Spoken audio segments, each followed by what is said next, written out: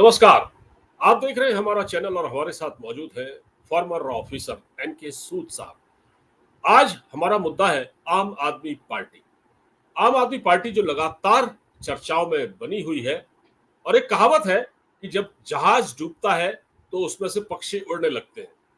यही हालत इस वक्त आम आदमी पार्टी की हो गई है। केजरीवाल लगातार जेल में है, कोशिश कर रहे हैं बाहर आने की, लेकिन सफलता नहीं मिल रही है। अब ये खबर आई है कि आम आदमी पार्टी के 2 विधायक बीजेपी ज्वाइन कर चुके हैं। एक है करतार सिंह तंवर, जो कि छतरपुर इलाके से आते हैं, दिल्ली के जो साउथ दिल्ली में छतरपुर है, वहां से आते हैं। और दूसरे हैं राजकुमार आनंद, जो कि पटेल नगर से आते हैं। उन्होंने भी पार्टी छोड़ दी थी और उन्होंने भी बीजेपी ज्वाइन कर ली है। इस बीच एक खबर और है कि अरविंद केजरीवाल की पार्टी के खिलाफ एक चार्जशीट दायर की गई है शराब घोटाला मामले में, जिस पर पार्टी को आरोपी बनाया गया है। केजरीवाल भी उसमें है, कुछ और नेता हैं। और इसके बाद ये ऐसा लगता है कि केजरीवाल की मुसीबत बहुत ज्यादा बढ़ गई है। अब जेल से बाहर आने के चांसेस बहुत कम है। तो क्या ऐसे में जो पार्टी के अंदर जो बिखराव है, उसके बाद क्या आम आदमी पार्टी टूट जाएगी? पार्टी के नेता पार्टी छोड़ रहे हैं। तो सूद साहब, ये क्या हो रहा है? आम आदमी पार्टी तो लगता है बिल्कुल बिखरने लगी है। पार्टी के नेता इधर उधर। देखिए जो जो पार्टी बगैर एजेंडे के चले या गलत एजेंडा लेके चले, जैसे इन्होंने कहा था फाइट अगेंस्ट करप्शन, वो तो इनके एजेंडा था ही नहीं पार्टी का, उस पर कुछ किया भी नहीं इन्होंने। यहाँ पे करप्शन करनी शुरू कर दी तो पार्टी तो फेल होनी थी। तो ये पार्टी फेल होने का जो काम है वो पीएम जो अपने अरविंद केजरीवाल ने खुद किया। मतलब आप झूठ बोलते रहे, लोगों को झूठ बताते रहे, मैं ये करूंगा मैं वो करूंगा, दूसरे पे एलिगेशन लगाते रहे, तो कब तक आपने सर्वाइव करना था। देखिए कोई जो बिल्डिंग बनती है तो बिल्डिंग के ऊपर देखा जाता है कि कैसे काम किया है, कैसी उसकी बेस बनी है। अगर बेस कमजोर होगी तो बिल्डिंग गिरेगी, अगर बेस मजबूत होगी तो नहीं गिरेगी।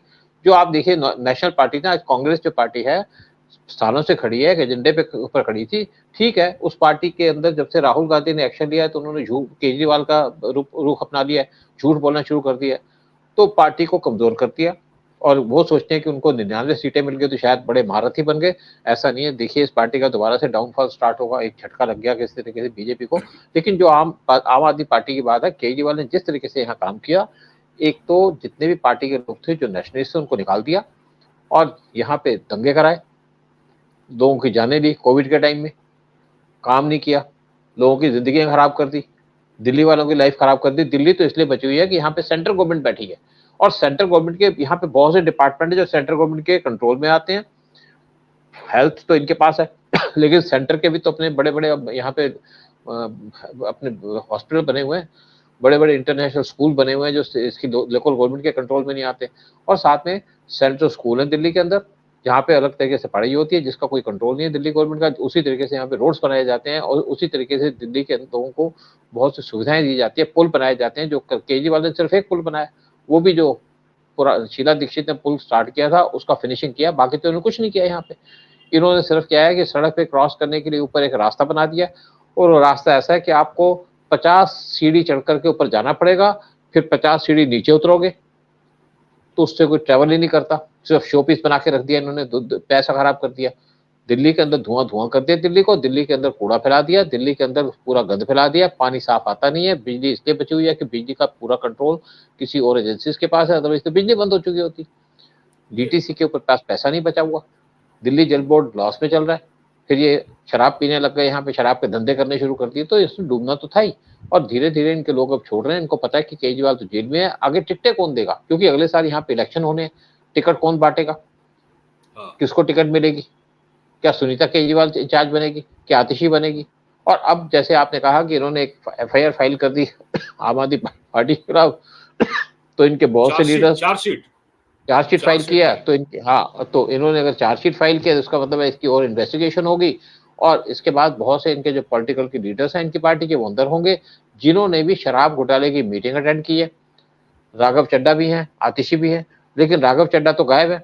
और देखिए फिर कौन कौन सामने आता है विटनेस देने के लिए, या कौन कौन अप्रूवर बनता है, क्योंकि जेल कोई जाना नहीं चाहता, आतिशी भी नहीं जाना चाहती, राघव चड्ढा तो वैसे कन्नी काट चुके हैं और जितने इनके राज्यसभा के एमपी हैं कोई केजरीवाल के साथ है ही नहीं।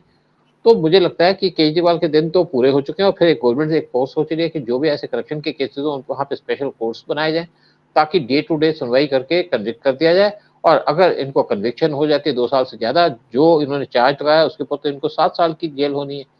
तो केजरीवाल का पॉलिटिकल कैरियर खत्म। सुनीता केजरीवाल भी फंसने के चक्कर में आ रखी है।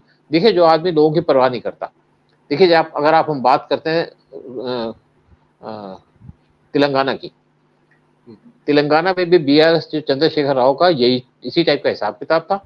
अब वो पावर से बाहर निकले तो चंद्रबाबू नायडू ने उनके वहां पे जो नई गवर्नमेंट आई है कांग्रेस की, उसने बीआरएस के जो एमपी एमएलए अपनी पार्टी में लेने शुरू कर दिए। और इस टाइम पे चंद्रशेखर राव पहुंचे हैं पीएम मोदी की शरण में, उनसे मिलने गए हैं। अदरवाइज ये पीएम मोदी को एब्यूसिव लैंग्वेज यूज किया करते थे। और उसी तरीके से आंध्र प्रदेश के जो सीएम है, उन्होंने जो महल बनाए थे, केजरीवाल ने 40 करोड़ का महल बनाया, उन्होंने 540 करोड़ का महल बनाया था, और उस पर अब इंक्वायरी चल रही है। तो ये लोग जो पावर में आने के बाद अपनी औकात भूल जाते हैं, उनका हाल इसी टाइप का होगा। और केजरीवाल की पार्टी मुझे लगता है टूटने का टाइम आ चुका है। जैसे मैंने कहा कि हमारे एरिया के अंदर जो बीजेपी का एमएलए था आम आदमी पार्टी का, वो बाहर दिखता ही नहीं है उसको। अब वो मुझे लगता है या तो पॉलिटिक्स छोड़ देगा या कहीं और भाग जाएगा, क्योंकि केजरीवाल के साथ कौन रहेगा। देखिए, ना तो इस पार्टी के फंड्स बचेंगे।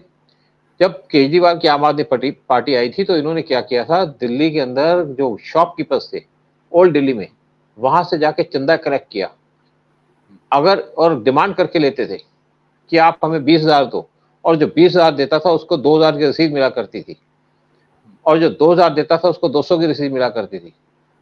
तो वो भी बंद हो गया, वो कलेक्शन भी बंद हो गई। हाँ, इनको कुछ ये है कि दिल्ली के अंदर जैसे आप बिजली का बिल आपके अगर नाम पे नहीं है ना, आपने कोई मकान लिया है तो मकान तो आप कन्वर्ट करेंगे, लेकिन जब बिजली का बिल कन्वर्ट करने जाएंगे तो वो भी ऑनलाइन है, और जब ऑनलाइन जाएंगे तो खुलेगा ही नहीं।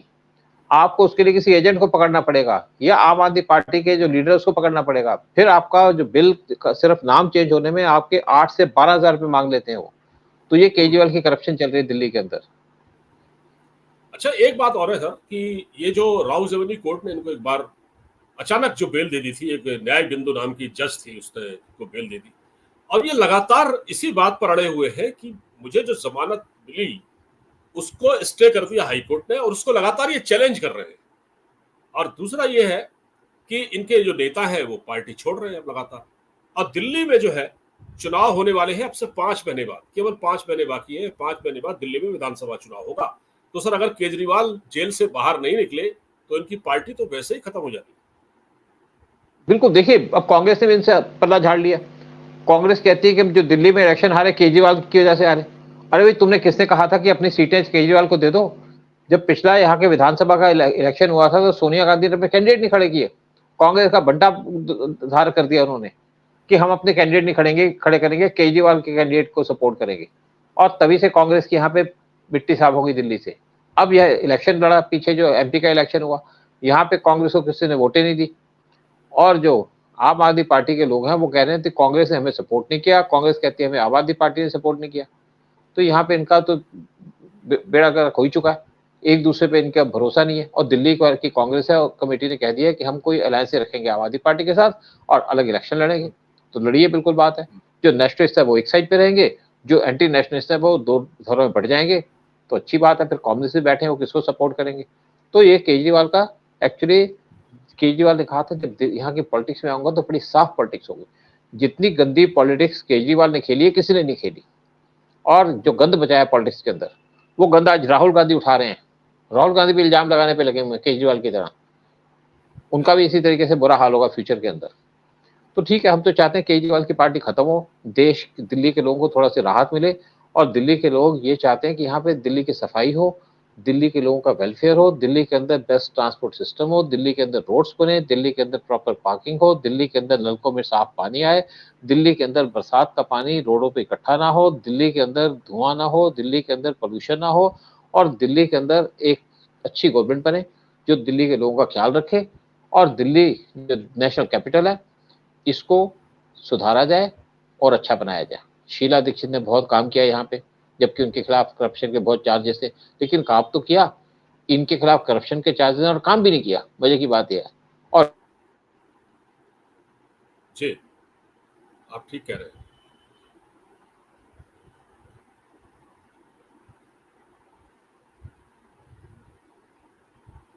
लगता है कि आपकी आवाज नहीं आ रही है, कुछ प्रॉब्लम है ऑडियो में, फ्रीज हो गया है फ्रेम।